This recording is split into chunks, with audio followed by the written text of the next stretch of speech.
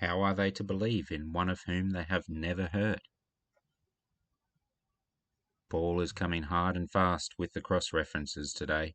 I hope your Bible has good footnotes. There is a certain quote you may have heard before, attributed to St. Francis of Assisi. Preach the gospel at all times. If necessary, use words. Reading through this passage in Romans, we might be tempted to change the punctuation in this sentence. Preach the gospel at all times if necessary. Use words. Paul is showing that the message of Christ was preached to the ancient Israelites since the time of Moses. Yet, some of them hardened their hearts and refused it. Then he goes on to show how that refusal doesn't mean the end of the story, because the gospel of Christ is embedded in the very structure of the universe.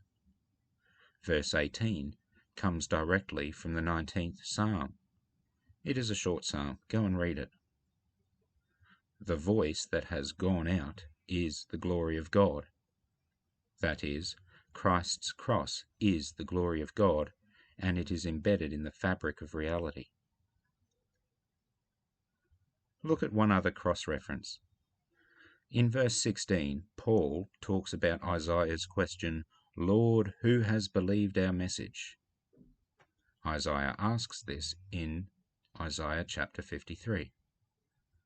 It is part of the fourth servant song, and it is a prophecy about Jesus on the cross, taking upon himself the death we deserve some 700 years before that first Easter. It reminds me of the story in Acts chapter 8. There, Philip overhears a man reading from the Bible. Philip asks him if he understands what he is reading. The man replies, How can I, unless someone explains it to me? Then Philip, beginning with that passage, told the man about Jesus. That passage? Isaiah chapter 53.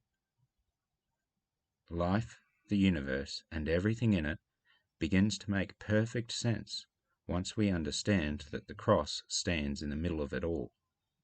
And we can only know unless we tell each other.